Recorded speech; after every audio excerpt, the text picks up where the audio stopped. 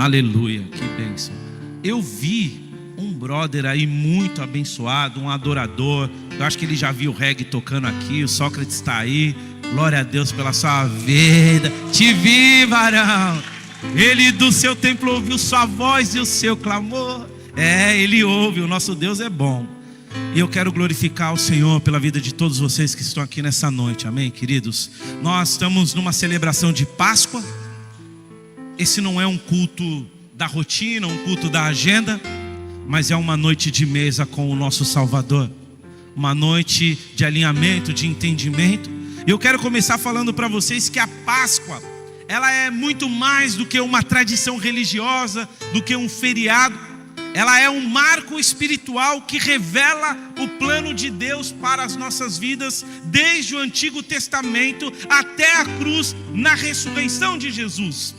Lá no original, no hebraico, a palavra usada é Pesach, que é definido por passar sobre.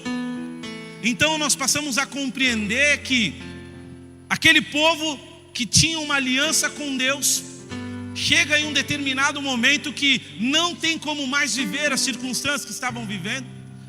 Precisava de uma mudança, precisava de uma intervenção divina, precisava de um mover profético. Quando eu acordei nessa manhã, Deus falou no meu coração: a sua impossibilidade é a maior condição para que o milagre aconteça na sua vida.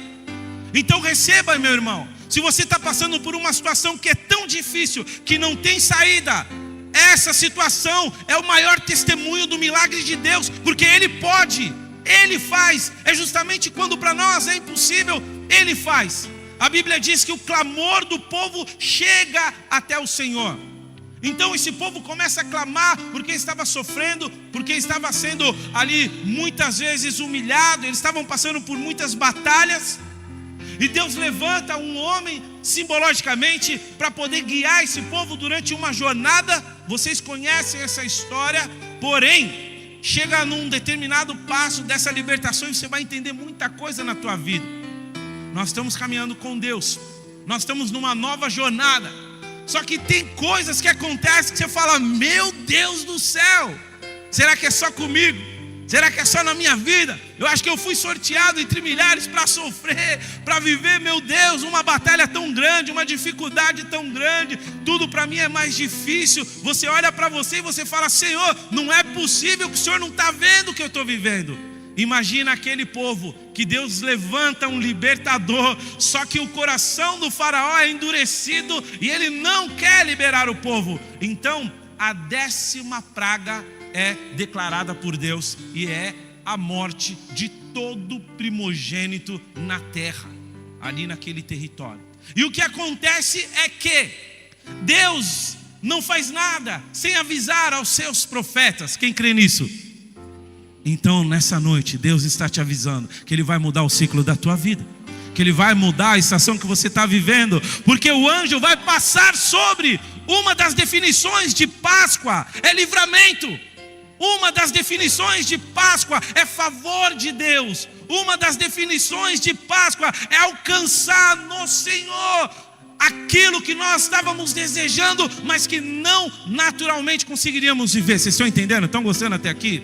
Então, meus irmãos, o Senhor está dizendo que o teu clamor chegou até os ouvidos dEle, que Ele ouviu a tua oração. Então esse louvor, ele é tão profético. O louvor que foi entoado aqui: Ele do seu templo ouviu a minha voz e o meu clamor. Ele ouve as orações. Não foi combinado, irmãos, não foi combinado, mas Ele no Espírito alinhou essa comunhão para que pudesse ser manifesto sobre a sua vida. Então passar sobre quer dizer livramento, proteção, mudança de estação.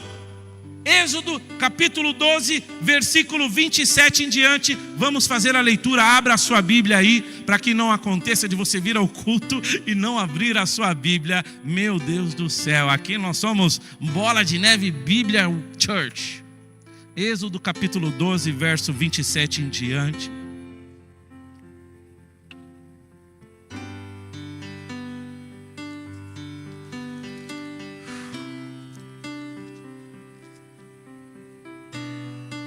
Diz aqui na minha Bíblia, aqui, ó, Êxodo capítulo 2, versículo 27. Respondereis, é o sacrifício da Páscoa ao Senhor, que passou por cima das casas dos filhos de Israel no Egito, quando feriu os egípcios e livrou as nossas casas. Então o povo se inclinou e adorou. Irmãos, olha aqui, ó. É o sacrifício da Páscoa ao Senhor, que passou por cima das casas. Eu estava orando, eu estava falando com Deus, e o Senhor, Ele me falou: muitas vezes o que nós vivemos é uma consequência das escolhas que nós fazemos. Muitas vezes o deserto que nós estamos passando, a dificuldade que nós estamos enfrentando, a batalha, a luta, ela não é apenas um acontecimento, ela não é apenas um infortúnio, uma infelicidade. Muitas vezes é uma consequência de escolha errada que nós fazemos, é uma consequência de comportamento errado que nós temos. Porém, o nosso Deus é um Deus que reescreve histórias. Ele é um Deus que anula sentenças e que dá uma nova oportunidade. Ele é um Deus que cria caminhos no ermo e rios no deserto. É assim, ou eu sempre troco a ordem? É isso, não é? Caminhos no ermo e rios no deserto. O nosso Deus é um Deus que traz à existência aquilo que não existe, que manifesta aquilo que não é natural. Então, irmão, eu não sei como estava a sua vida, eu não sei quais são as batalhas que você tem enfrentado, mas algo de Deus existe e está sendo manifesto aqui nessa noite sobre a sua vida, que Ele está trocando a sua sentença, mudando o ciclo, mudando a estação, para que você possa alcançar a promessa, para que você possa alcançá-lo em sua vida e tê-lo como Senhor e Salvador, porque há um livramento sobre você nessa noite, há salvação sobre a sua vida. Você estava marcado para a morte, como aqueles primogênitos do Egito estavam marcados para morrer.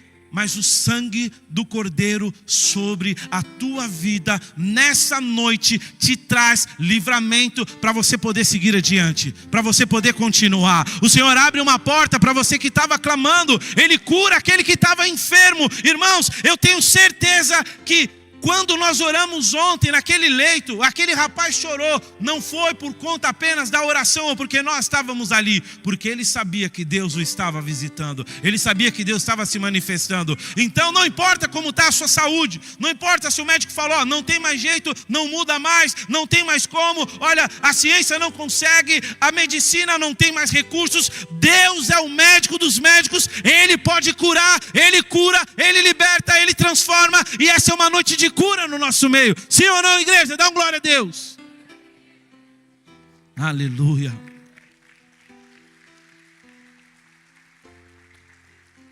Sabe o que Deus falou? Quando eu vir o sangue, Êxodo capítulo 12, versículo 13. Vamos fazer a leitura aqui. Olha que lindo, a palavra de Deus é maravilhosa. Aleluia. Quantos têm o sangue do Cordeiro sobre a sua vida? Escuta Deus falando com você. O sangue vos será por sinal nas casas em que estiverdes. Quando eu vir o sangue, passarei por vós, e não haverá entre vós praga. Não haverá entre vós praga destruidora, quando eu ferir a terra do Egito. Só que tem uma diferença. Naquele período, ele estava falando do umbral daquela casa física. Mas hoje, Ele está falando do tabernáculo que é você.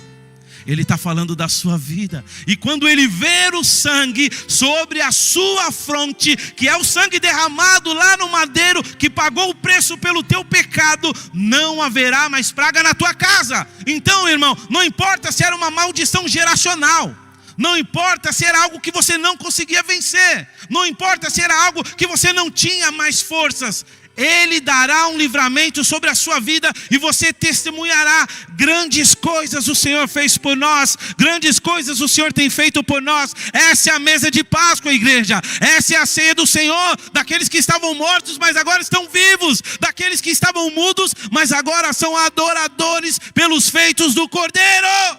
Aleluia! O Novo Testamento, a Páscoa, ela tem um significado eterno. João Batista aponta para Jesus e declara: Eis o Cordeiro de Deus que tira o pecado do mundo. Você está numa igreja, mas quem te trouxe? O que tira o pecado do mundo está aqui para te livrar, está aqui para libertar você da morte eterna, está aqui para te trazer novidade de vida. A cruz tem sido banalizada. Você fala de evangelho, as pessoas dizem, eu não quero religião. Você fala da eternidade, a pessoa fala, esse negócio aí para mim não cabe. Amigo, nós não estamos falando de um livro de história, nós não estamos falando de um ídolo, nós não estamos falando, olha aqui, ó, ela está vazia. Se você for no sepulcro, no túmulo de todas as divindades, inclusive nessa praga dos primogênitos, Deus diz que ferirá todo ídolo cairá, mas o nome do Senhor será levantado. A cruz está vazia, a ressurreição te trouxe vida, o seu pecado é perdoado porque você foi marcado. Então você que está aqui pela primeira vez, hoje a salvação chegou na sua casa, hoje a salvação chegou na sua vida, hoje a salvação chegou no seu lar. Você vai aceitar o Senhor Jesus como Senhor e Salvador da tua vida, e ela vai ser transformada, e nunca mais você vai ser o mesmo. Esse evangelho que tem poder, esse evangelho que cura, não é da religião, é a palavra da eternidade, é o caminho do reino, é o anúncio do caminho da eternidade. Louvado o Senhor. Abra lá João capítulo 1, versículo 29.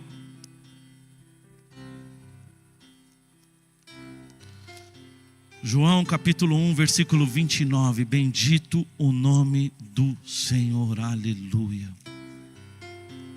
Diz assim a palavra de Deus: no dia seguinte, viu João a Jesus que vinha para ele e disse: eis o Cordeiro de Deus que tira o pecado do mundo. Ele não apenas cobriu o pecado como era feito na lei, mas ele tirou o pecado do mundo. Isso quer dizer que ele anulou a dívida, que ele anulou a sentença, que toda a escritura contra você não tem mais poder sobre a tua vida. Toda a sentença contra você, toda a maldição, toda a palavra que foi lançada, tudo aquilo que veio na sua vida e que para você foi vergonha até o dia de hoje, tudo aquilo que você viveu que foi humilhação, tudo aquilo que foi dor, tudo aquilo que foi rejeição, não tem mais poder sobre você, porque o sangue de Jesus está sobre a sua vida. Você é uma nova criatura em Cristo Jesus. Então, irmãos, quando você abre no último livro do Antigo Testamento, Malaquias,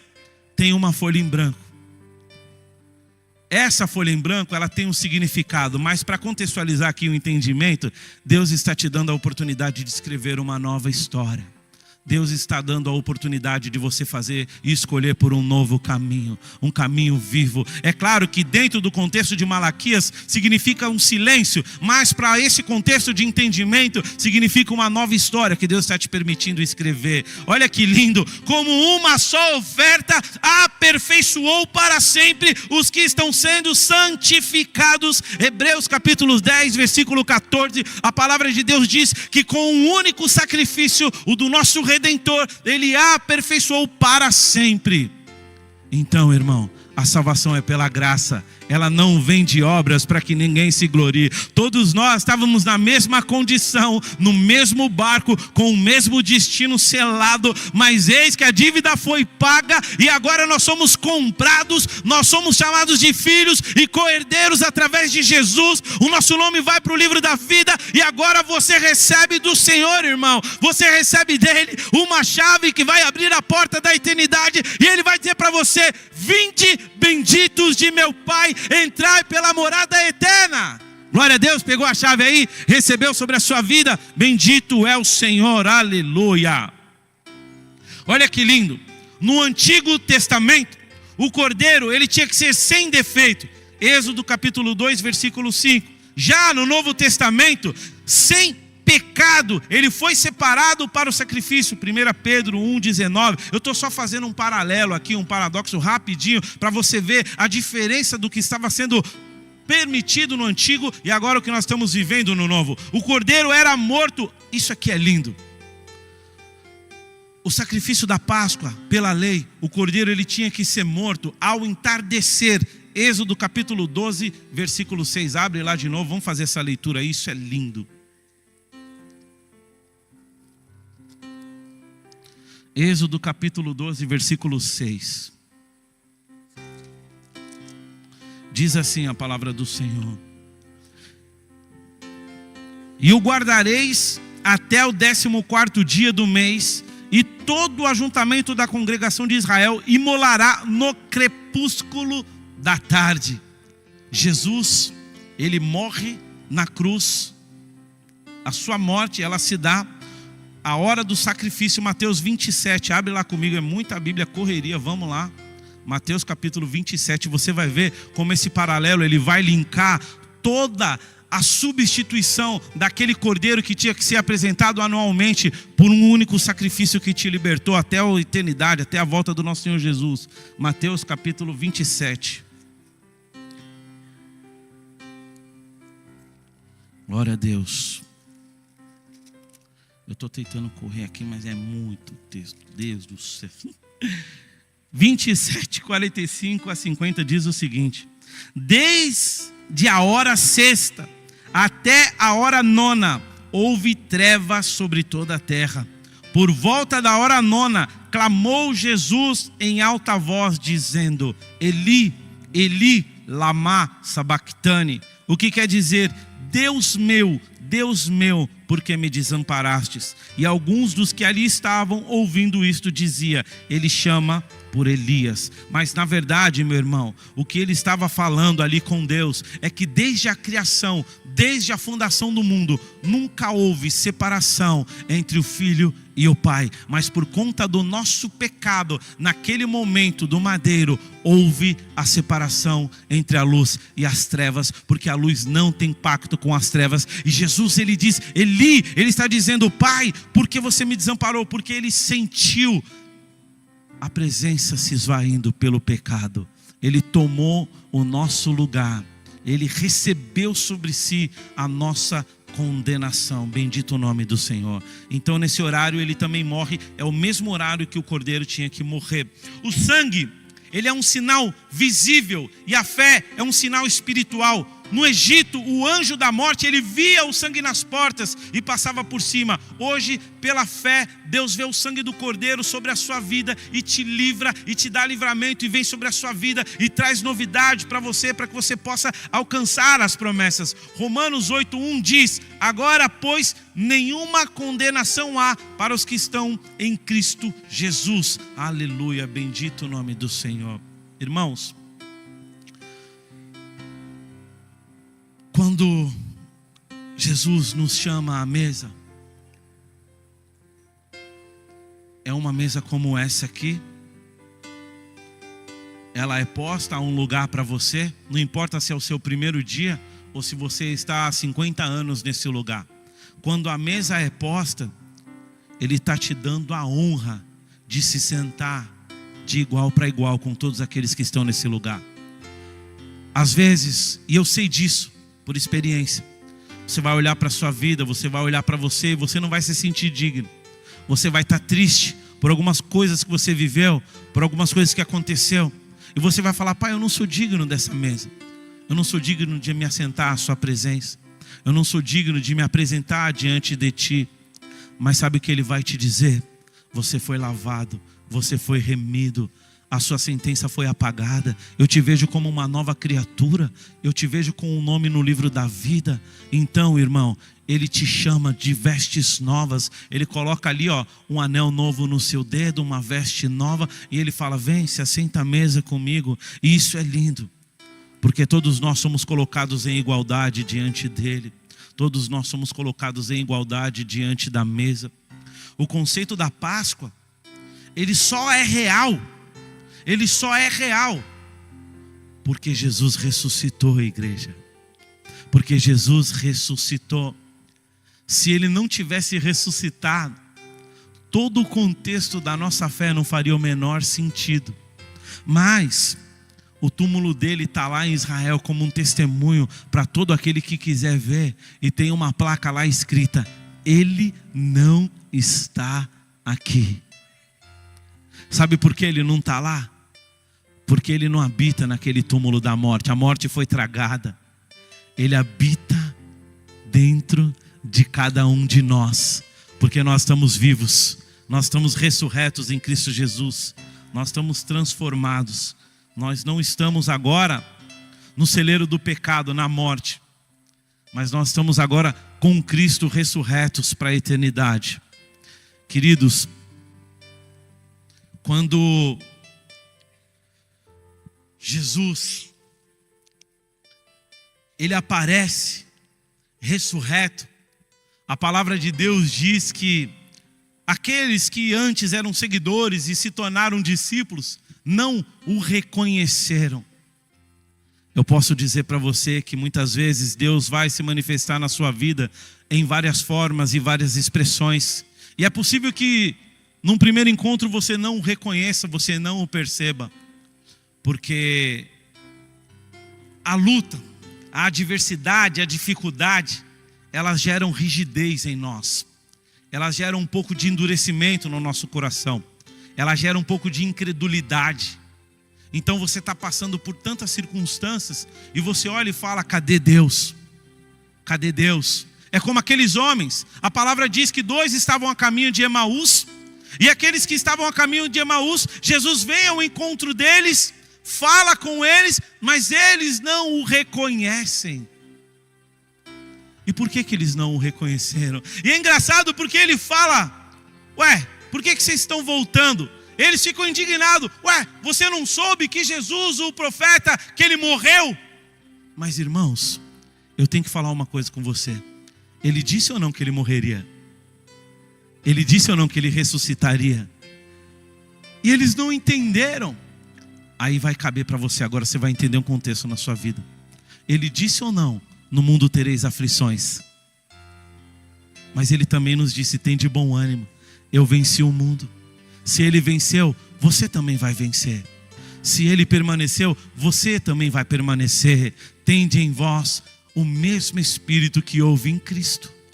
Você tem que ter a sua fé, aprenda isso, não firmada em circunstâncias, não firmada num horizonte, não firmada em realidades humanas. Hebreus 11:1 diz que a fé é o firme fundamento das coisas que se esperam e a certeza das coisas que você não vê. Coloca pra gente aqui rapidinho, Romanos capítulo 12, versículo 12. Esse texto de Romanos, ele é muito forte, porque ele traz para nós um ensinamento, um preceito de como nós devemos viver e caminhar. Olha que lindo. Regozijai-vos na esperança. Que esperança? De que vai chegar o dia do nosso encontro com Ele.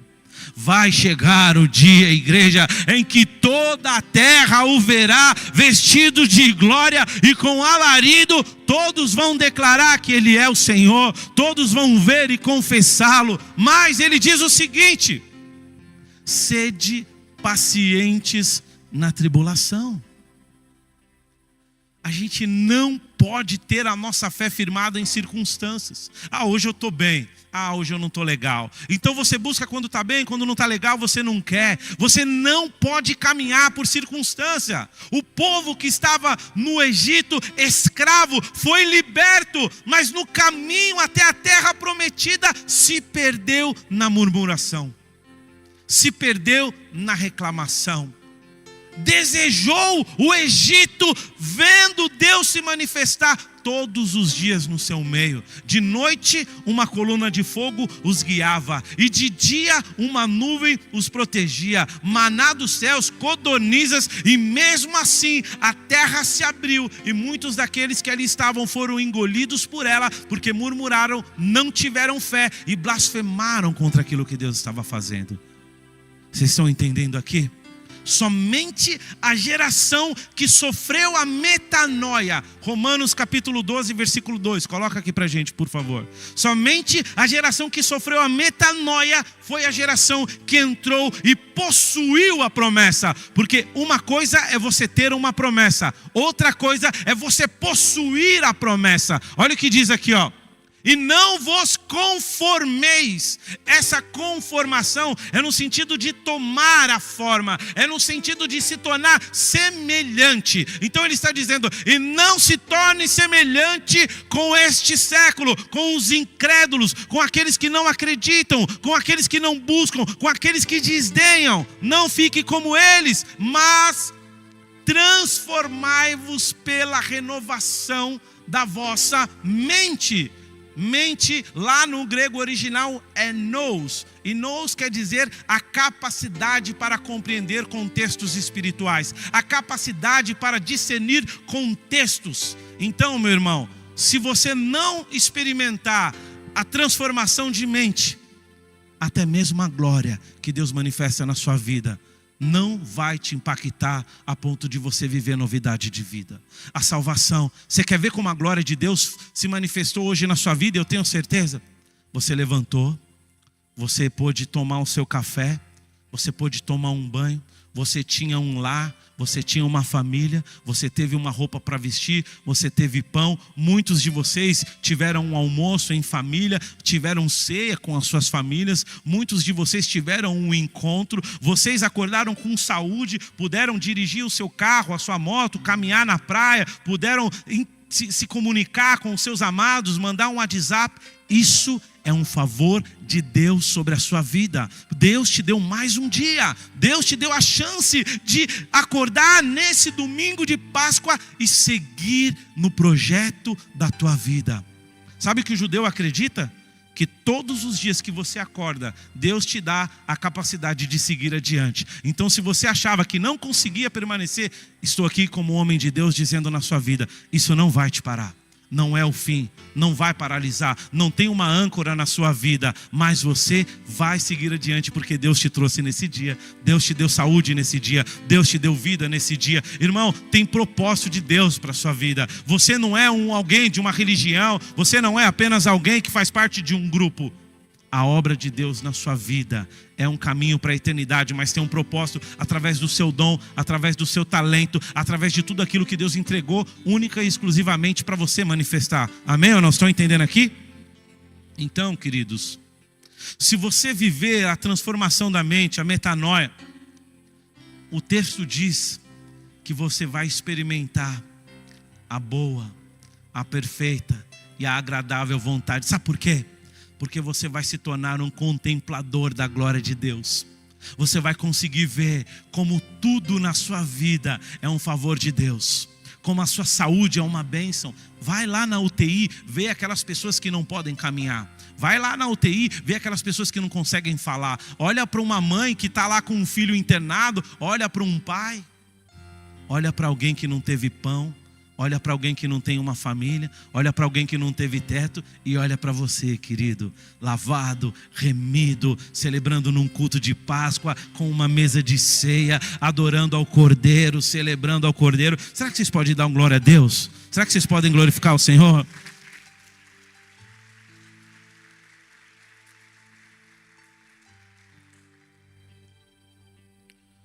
Quando você experimenta a perfeita, boa e agradável vontade de Deus, o que acontece é que você não é apenas livre da morte, da condenação eterna. Como filho de Deus, você passa a desfrutar de tudo aquilo que o Pai tem para a sua vida.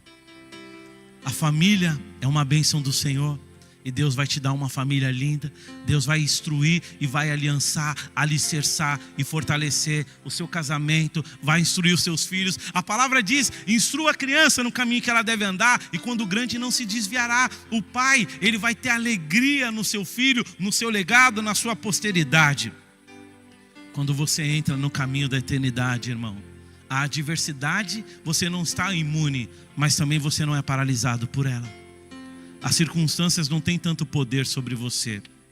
Tem dias que vão ser difíceis, mas tem dias que vão ser de céu aberto. Olha que lindo, olha que lindo.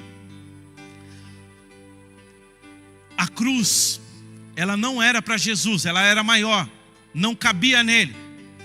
Então, a cruz era para um homem, e vocês sabem o nome desse homem. Qual era o nome dele? Sabe o que quer dizer no original, Barrabás? Bar quer dizer filho. E Abba quer dizer pai. Barrabás quer dizer filho do pai. A cruz era para os homens. A cruz era para os filhos. Mas ele foi lá e pegou a cruz no lugar do Bar-Abas, do hebraico original, que quer dizer o Filho do Homem. Ele pegou a cruz no seu lugar para que você pudesse receber a vida eterna. Será que você pode dar um glória a Deus por isso? Eu não sei se vocês entenderam que a cruz era para nós. A sentença do pecado era para mim e para você.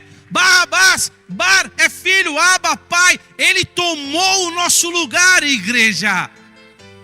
Então, como um cordeiro, ele foi para o matadouro, sentenciado, sem se defender, sendo o rei da glória, tendo o governo de todo o universo em suas mãos. Ele foi calado para que nós pudéssemos viver. Barrabás, ele representa a humanidade, os culpados e condenados pelos próprios pecados. Sabe o que Barrabás representava? A revolta bélica, a rebeldia. Ele representava a solução com as próprias mãos. Aquele povo estava sendo opresso, eles estavam sob o jugo romano, e eles não aguentavam mais. Então eles criaram grupos para si. E aí Barrabás era um desses revolucionários, desses bélicos, e queria a revolução pela arma. É por isso que a multidão diz: Barrabás, Barrabás. Ela foi incitada, mas ele era, para os judeus daquele período, um revolucionário, embora louco, um homem que podia libertá-los. Mas o que Jesus fez? Nada, porque nós queríamos a revolta. Foi por isso que muitos se desiludiram, porque eles queriam a revolta e ele falava de amor. Eles queriam ser libertos dos romanos e ele falava: ame o teu inimigo. Como assim ama? A gente quer libertação. Muitas vezes nós estamos querendo dizer como Jesus deve agir. Nós estamos querendo direcionar Jesus. Olha, faz assim, vamos fazer assim, vamos viver assim. Mas Jesus, irmão, ele diz que haverá o dia do julgamento, haverá o dia da sentença, haverá um dia que todos compareceremos perante ele para sermos julgados por nossas obras. Mas não é na revolta da carne que nós vamos conseguir a nossa vitória.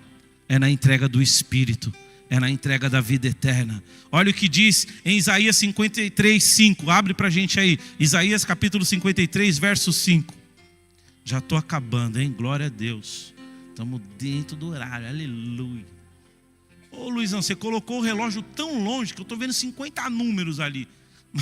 Tem que pôr esse negócio para cá, cara. Mas é 8h35, tá bom. Olha aqui, Isaías 53. Ele foi transpassado pelas nossas transgressões e moído pelas nossas iniquidades. O castigo que nos traz a paz estava sobre ele, e pelas suas pisaduras nós fomos sarados. O que nós adoramos hoje, igreja? O que nós adoramos hoje? Você percebe como o Espírito Santo conecta? Não falei com o Júnior, mas o desejo de Deus é esse: que pelas pisaduras de Cristo nós sejamos sarados, que pela entrega dele toda a sentença contra nós. Agora, irmão, se Deus é por nós, eu quero ouvir de você: quem será contra nós? Se Deus é por nós, igreja, declare isso. Então a enfermidade não vai te tomar. O medo do desemprego, de perder o seu casamento, de perder a sua família, de ser tomado por um vício. Qual é a sentença? O que você está vivendo? O que tem tirado o seu sono, a sua paz? O que tem te atormentado? Qual é a vergonha? Qual é a dor? Qual é o sofrimento? Isso não vai ser o seu fim. Isso não vai te dominar. Aleluia. Porque pelas pisaduras deles nós somos sarados. A Páscoa revela, obrigado Jesus, a Páscoa revela um Deus que troca de lugar conosco. A Páscoa revela um Deus que toma a nossa cruz. A Páscoa revela um Deus que abriu mão da sua glória. Como eu adoro esse louvor. Abriu mão da sua glória e, semelhante a um homem, se esvaziou, servo tornou, e a si mesmo se humilhou, e como um filho obedeceu até a morte. Só que quando a gente chega aqui, ele não está no túmulo da morte. Não, tem que ser um glória mais forte, porque é para Jesus. Aleluia. Dê uma salva de palmas ao Senhor. Santo, santo, santo, santo. esse evangelho não é mais pregado. A morte e a ressurreição de Cristo não é mais anunciada, porque as pessoas querem coisas que agradam os seus ouvidos. E a Bíblia diz que nos últimos dias eles estariam tão frios e tão distantes que procurariam verdades absolutas para si. Mas nessa noite nós estamos ouvindo que nós estamos de pé, porque Ele é o Senhor da nossa vida. Nós só estamos de pé porque Ele pagou o preço pelo nosso pecado. Nós só estamos neste lugar porque Ele nos amou. Antes mesmo de nós termos conhecimento de qualquer coisa, o nosso nome já estava marcado na eternidade, pelo sacrifício dEle na cruz. Lucas capítulo 25, abre para a gente aí para poder, quase na linha do fim. Lucas capítulo 25, versículos 5 e 6.